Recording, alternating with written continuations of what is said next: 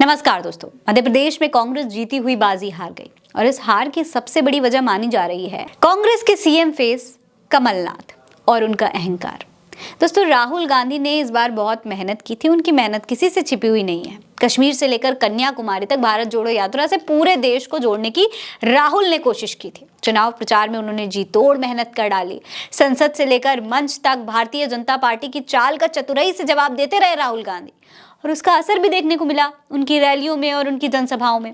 मध्य प्रदेश में शुरुआत से ही कांग्रेस की जीत के पूरे संकेत मिल रहे थे, लेकिन अब माना जा रहा है कि राहुल गांधी की इस मेहनत का कमलनाथ ने बंटाधार कर दिया। कमलनाथ ने पार्टी के फैसलों से अलग हटकर कई बड़े कदम उठाए, जिसका खामियाजा पार्टी को भुगतना पड़ा इस चुनाव में। आपको याद होगा, गोदी मीडिया के जिन एंकर्स को इंडिया गठबंधन ने बॉयकॉट किया था, कमलनाथ उन्हीं को इंटरव्यू दे रहे थे। इंडिया गठबंधन ने बकायदा 14 एंकर्स की एक लिस्ट जारी करके दोस्तों ये कहा था कि जब तक ये एंकर्स सुधर नहीं जाएंगे गोदी मीडिया के, तब तक हम ना तो इनके किसी प्रोग्राम में जाएंगे, ना ही इन्हें कोई इंटरव्यू देंगे, ना ही डिबेट्स में शामिल होंगे।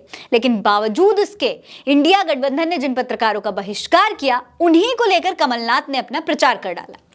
जिस गोदी मीडिया को हिंदू मुस्लिम के नाम पर रात दिन नफरत फैलाने की वजह से इंडिया गठबंधन द्वारा बॉयकॉट किया गया, उसी गोदी मीडिया एंकर के साथ कमलनाथ चॉपर राइड कर रहे थे। दोस्तों, अखिलेश यादव, जिसे कमलनाथ कौन अखिलेश वखिलेश कहते हैं, उस अखिलेश वखिलेश ने गठबंधन में रहते हुए किसी भी गोदी मीडिया एंकर को कोई इंटरव्यू नहीं दिया, डिबेट में भी शामिल नहीं हुए। वो पूरी तरीके से गठबंधन धर्म का पालन कर रहे थे।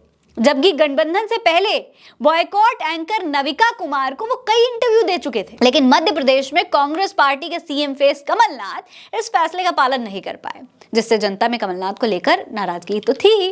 लोगों का सवाल था कि क्या कमलनाथ के लिए अलग नियम है और इंडिया गठबंधन के लिए अलग नियम है।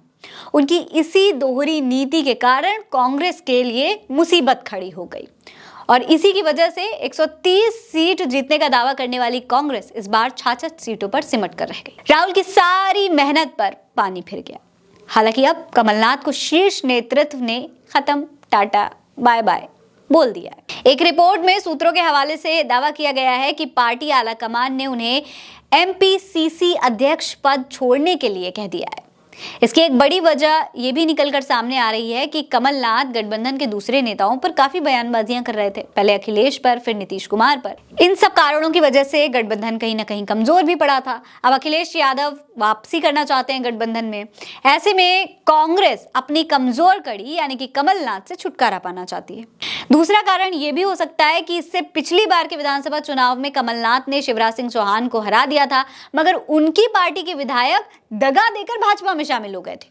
इतना सब कुछ होने के बावजूद इस बार के चुनाव में कांग्रेस ने एक बार फिर से कमलनाथ के हाथ में कमान थमा दी थी। अब सवाल यही है कि जब पिछली बार कमलनाथ में कमी थी, तो इस बार क्यों उनके हाथ में कमान थमाई गई। लोगों का मानना है कि कमलनाथ ही कांग्रेस की आस्तीन का सांप साबित हो रहे हैं, इसीलिए अब उनका इस्तीफा लिया जाना जरूरी हो गया है।